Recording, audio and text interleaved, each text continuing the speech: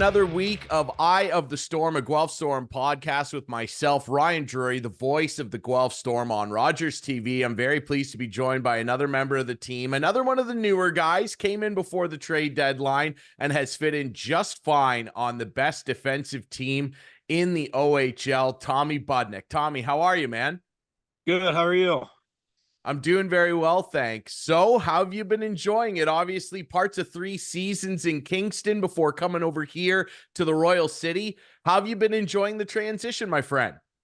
Yeah, I've been enjoying it a lot. It's been seamless. It's been smooth. It's been great. I've preached this before again and again, but the leadership group here is unbelievable of what they've established in the locker room and culture and brotherhood or family, you can describe it as, in the locker room. And the management's unbelievable. Coaching staff is unbelievable. George is, I couldn't thank him enough for how he's welcomed me in and how he's taken care of me and what he's done for me just in this past month. That it's only been.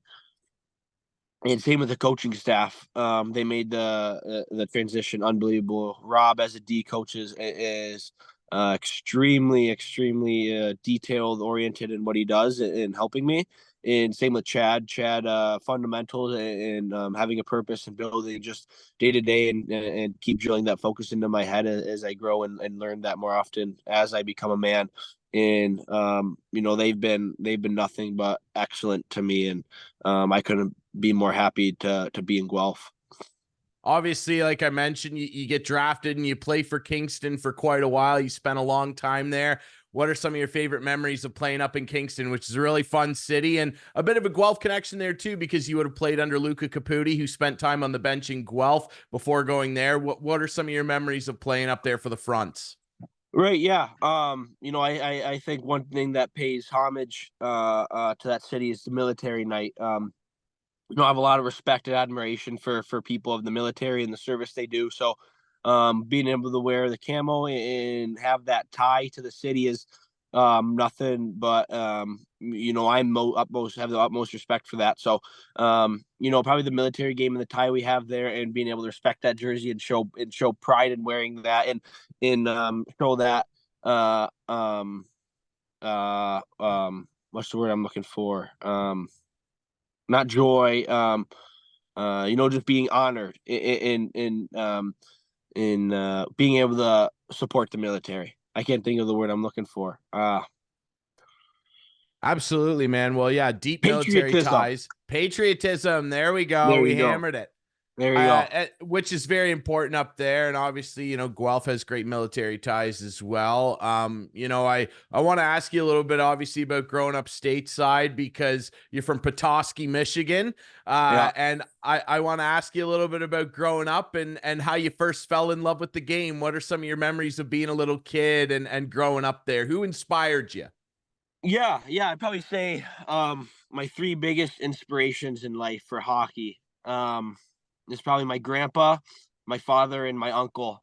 And my grandpa's been the biggest part of my journey as a hockey player, and the support he's given me and everything that he's taught me as a kid and instilling in me. I had an unbelievable experience being able to live with him and my grandma for a couple of years, and he unfortunately passed in my first season of the OHL. And at every event, he would always have the game on his phone, and he'd always be watching. And with the way I play in my journey, I think he's been every day I remember why I play, and he's probably the biggest reason why I play and what he's done for me. And my dad built an outdoor rink for my sisters when they used to figure skate, and I kind of just picked up hockey, and I fell in love with the game, and I fell in love with the atmosphere and just being outside under the lights with my sisters, my dad, skating, shooting pucks with friends, doing all the little things. And then, we didn't really have like too good of a program up there. So I was playing squirts when I was in like 2nd grade because the competition wasn't so good. And all I did was practice, and just, fell in love with the game. And so I played Petoskey for a little bit. Then I moved to Mackinac, and I played up a couple of years.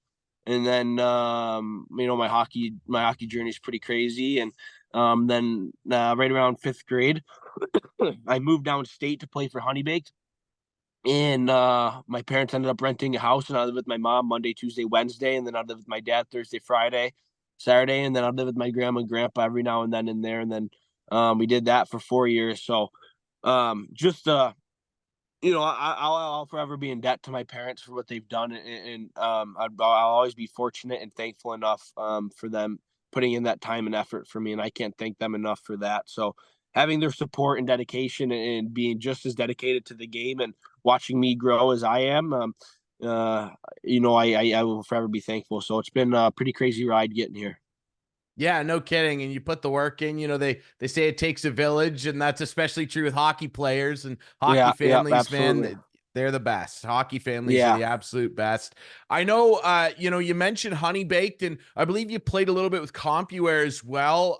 right, Tell us a little bit about that, because we have the GTHL up here for minor hockey, which is a big, big center. But down in Michigan, like Detroit CompuWare, Honey Baked, those are legendary programs. What's it like right. growing up in that environment? It is high, high level stuff.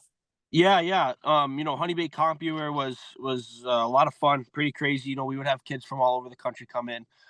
We always get made fun of because we were called the tournament team because we have kids from Alaska, um, all over, all California, everywhere coming in. And we just built a really strong fundamental team. And we were a bunch of boys, and I can't thank my minor hockey league coach enough, and I've said it again in many interviews, but Mike Hamilton turned me into the I would say the man and hockey player I am today. Truly, I spent more time with him than I did with my dad and mom. So he ended up becoming, as a coach, I think he understood the responsibility he had, but he ended up being like probably my biggest father um role model, I want to say, or whatever, and teaching me at the rinks. We're at the rinks 5 hours a day with shooting pucks, working out, film, and practice, and it's from 4 o'clock to 10 o'clock at night. And I spent Monday, Tuesday, Thursday, Friday, Saturday, Sunday with him.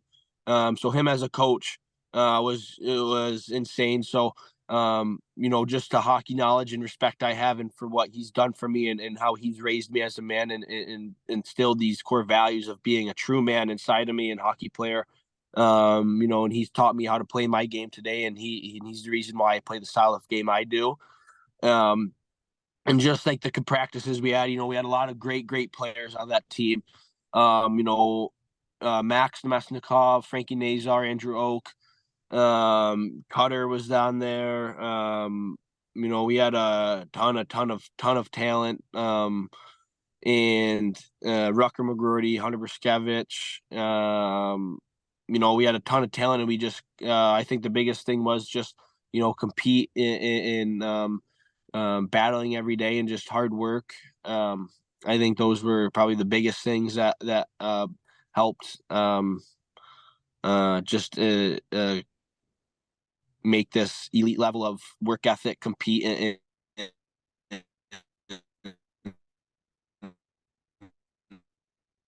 type A or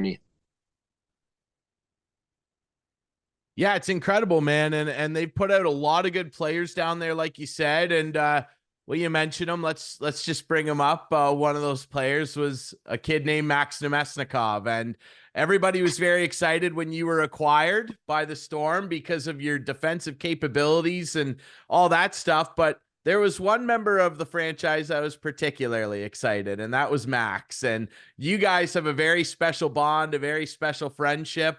Tell us a little bit about that, because it must have been such a thrill for you to come to the team and have your best buddy sitting there waiting for you. What was that like? Yeah, that was unbelievable. Uh, um, it's funny because when Pete and work, and the first time we actually played together on a team, the first game we ended up getting a fight in the locker room because I was a new kid coming in, and I just wanted to be a workhorse, just work hard. And he was the same way, but he had a little more swagger to his game. So first I am, and it just got into this big debacle. But we ended up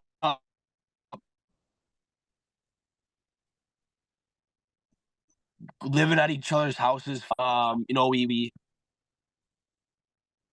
we've grown an insane friendship. I would stay at his house during nights, weekends, and um, just the way we push each other and compete. And I've said this before, the way his mindset is with being hockey first and hockey only, and wanting to be a hockey player, not just play hockey, is something that drew my attention to him as a friend. And I'm a big believer in you are who you surround yourself with. So being able to surround myself with guys like him and a guy like him is truly, I couldn't ask for a better best friend, and I couldn't ask for a better person to play junior hockey with. And being able to come back to play with him is just the most incredible experience. And every day I wake up, I'm thankful for it. And let alone him being a part of such a team like Guelph. The guys in the room are, I now have 21 best friends, or 22, however many we have. I now have 22 best friends instead of one. But you know, Max will forever be more than a friend to me. He's pretty much, he's my family at this point. And yeah, he's like my brother. Yeah, well, that was basically what he told us about you. He was so excited when the trade went down, and we've been excited Yeah, to have you yeah. here and watch you play. You fit in so well, and I've asked everybody from the team that I've had on a little bit about that, just how special that locker room seems to be. You guys are so tight knit. It's really incredible to watch from up in the booth. Yeah. Yeah, it almost gets too much. We're almost doing too much together. We almost end up all fighting like family. So, but no, it's better that than being distant. But no, I love everyone on this team, and I've only been here for a month, and I'm willing to go through a wall and put whatever on the line to win a hockey game for this club. And I think that's going to go a long way for our team. And I know everyone else in that locker room is too.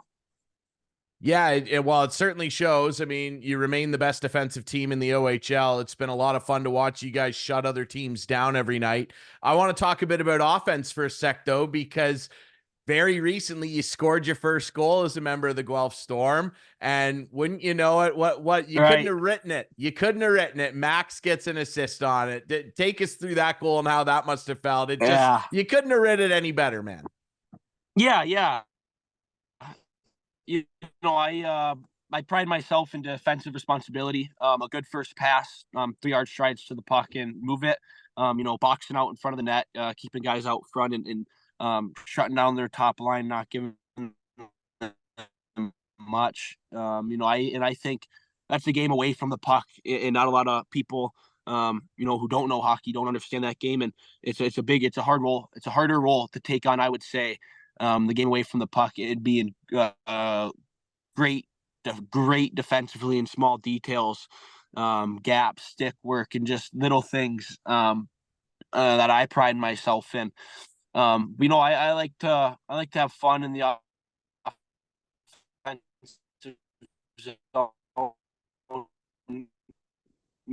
make stretch passes. And I've been getting my chances, and I've been getting the open man, the simple play. In um, I've been getting chances in the slot, been missing. Pucks getting tipped low on the pad instead of over the pad. So a matter of just luck and time, and it was a matter of when, not really if, at that point. So joining the rush, I saw him coming down. I was just gonna do what I normally do, just try to find white ice in an offensive area. I think I've worked on that shot with my trainer, at least, shooting as soon as you catch it, and caught it in the slot, and I shot it a little glove, and sure enough, it went in, and I think I just grabbed it through I've ever had in my life. So, well, it was great. Yeah, it was a lot of fun to watch. And obviously, you guys have that tight community between yourselves and your teammates, on the ice, off the ice. I want to ask you a little bit about, your routine on game days. Would you consider yourself a superstitious guy with your equipment or anything? Do you have any quirky stuff you do? And what kind of equipment are you using right now? Skates, sticks? What's your preference? No, no, I wouldn't say I'm a superstitious guy. Like I don't really, I don't really believe that. I got to live out a fear of not putting on my lucky pants in the morning or putting on my lucky socks. Yeah. I think that's just putting something other else in your hands and not worrying about your business. So I don't really go about that. I would say more my superstition comes from just my routines and rituals in my head and my mental performance and my mental clarity and my focus and just having an extreme focus on um the little things in my game, having great technique in passing, having great technique in getting my head up, and having such an elite style of focus in that my best game. Understanding who I am, being that guy that no one really wants to be in this day and age of hockey, being that old school guy who's not willing to step up on a 6'7" guy, being and taking the worst of the hit, being the guy to stick up for my teammates against a bigger guy, blocking the shots, going headfirst into a corner, trying to win a puck battle, and, and you know,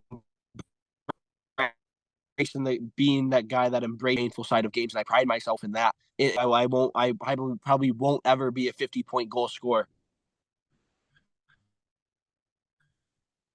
in my career, but I am completely okay. Um, I become so obsessed with it, and just being the best I am and having a mature focus for that and Pete on what I can control. But um, you know, I would say you can ask if you ever talk to Jake, our equipment manager, getting me new equipment is ridiculous. Like I am the most particular high maintenance guy out there, I would say. I've been trying to break in these new shin pads for near 2 weeks now, and he's like, I'm like, I just can't get out of my head. Like my blade's smaller than an inch. I'm probably equipment manager's worst nightmare. So I owe him a couple coffees and a couple donuts throughout the year because I am the worst in the league. My stick's off. Like, but no, like it's can't, and it just gets in my head. And but other than that, I would say a CCM stick, true skates, just whatever the team gives me, I'm thankful for there. And I tape my stick toe to heel, and I draw stuff on my knob to keep it fun. I draw something new every game, and I just ask someone random what to draw. So sometimes it's a scope, sometimes it's a lightning bolt. I think one time I drew the Chevy symbol. I don't know why. Someone just said, "Oh, you should draw the Chevy symbol." So I was like, "All right." A lot of fun things. Just keep the game fun, keep the game interesting. Love what you do. So other than that, but it's been good. Dude, I'm just gonna call this now. I think you're gonna be a coach someday. Is that something that interests you? Because you have a real intensity about the way you play the game, but also the way you talk about the game. And I've gotten that a couple times. I think you're gonna be a coach someday, dude. Yeah, yeah. So, hopefully, maybe an NHL coach, or a businessman or something of that caliber, but we'll see. Yeah, you could ask Max this. I think the three best ways he describes me is I eat a lot, I talk loud, and I talk a lot.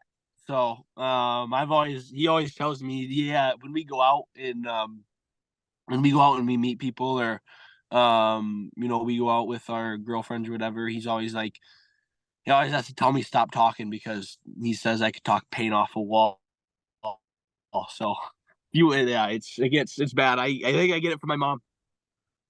Listen, man, my friends always said the same things to me, and I think that's how I wound up in the broadcast booth. So I Yeah. think maybe we're kindred spirits there a little bit. I want to ask you a little bit as well about some of your routines away from the rink too. Obviously, there's long road trips sometimes in the OHL. Are you a big Netflix guy on the bus? Like, are there any shows you're really attached to watching?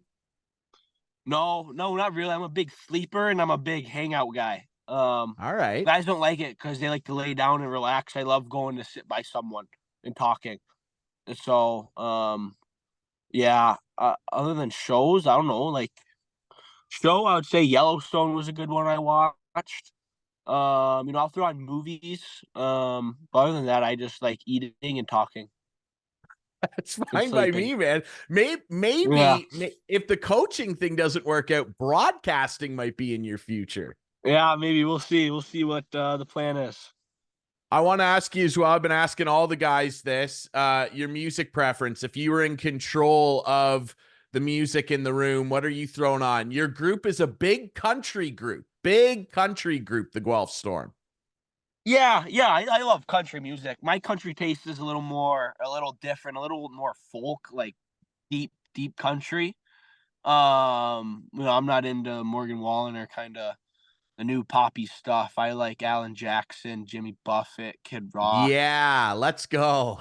Yeah, yeah, the old country. I don't get a kick out of it, but Kid Rock's great. I love Kid Rock. I think honestly, Kid Rock covers everything. I think Kid Rock, you got Hardy in there, some of more of his rock songs, um, before a game, like rock before a game, and just mellow country like Kid Rock, maybe like Picture by him, like on a morning drive to the rink. But I would say rock or country. So I like it. I like it. I like that you're mixing it up for me a little bit. Kid Rock, good Michigan boy as great. well. Yeah, So grooming. so I Yeah, yeah. I see the tie there. I've asked everybody as well if they could pick a custom goal song, what they would choose. Would a Kid Rock song work for you, maybe? No, no, no. I have two. I have two. Excellent. Mr. Boombastic and Atomic Dog. Oh, wow. I Yeah, like those are that. great. That's fantastic. You were prepared for this, man. I Yeah, like no, I that. those Mr. Boombastic and Atomic Dog. I think it's great, man. Hey, someday, whatever pro team you're on, they're gonna have to dial that up for you. I like that a Yeah, oh lot. yeah. That's Hopefully perfect, I man. can score more than 3 in a year. So Nah, you never know. I right. I want to ask you as well. I've asked everybody about this too. I don't know how much NHL you play. Me and the boys still play it. I mean, that was the thing to do growing up. If it was too dumpy outside to go on the outdoor rink, you played NHL all day. Now, I've heard from numerous people that Bonesy is the best shell player on the team. Can you confirm that? And how good are you? Yeah. I don't know. I don't play video games and I am dog awful at them. I Okay. tried playing them. Yeah, yeah, I'm terrible. I don't even play anymore. I used to try to play with Max growing up and I used to be so bad. He just stopped playing with me. So none of my friends wanted to play with me anymore and um I ended up stopping because I was atrocious. Like I think I could lose every game that I play. I think I'd lose every game.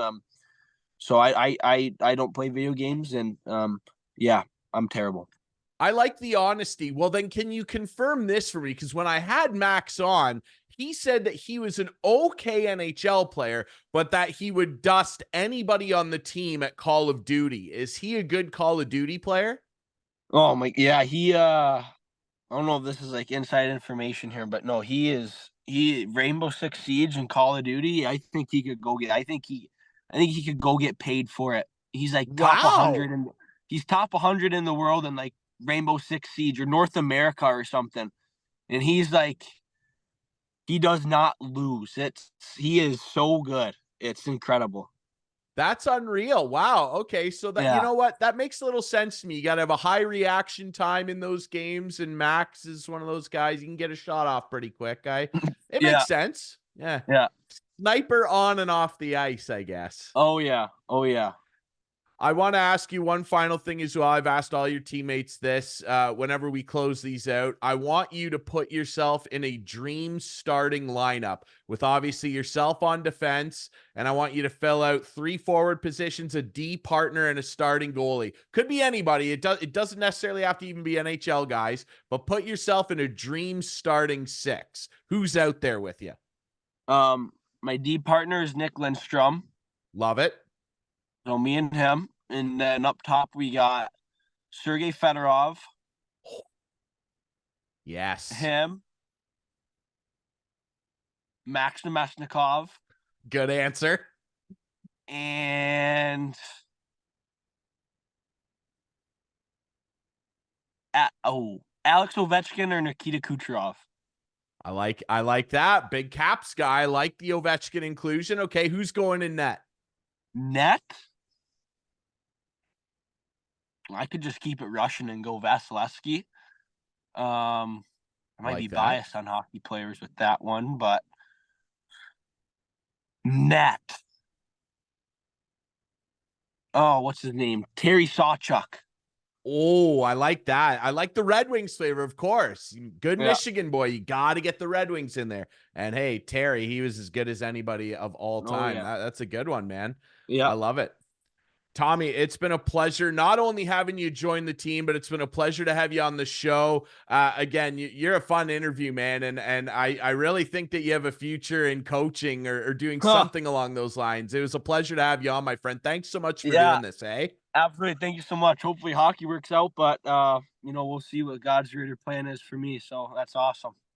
Awesome, buddy. Thanks for doing this. Remember, you can find this show on all your favorite podcast apps. You can find it on YouTube. And hey, if you want to come down to the Sleeman Center and watch Tommy Budnick and the Guelph Storm in action, you can find tickets on the Guelph Storm website or the Sleeman Center box office. You can find a link on there to this show as well. We'll be back next week with more Eye of the Storm.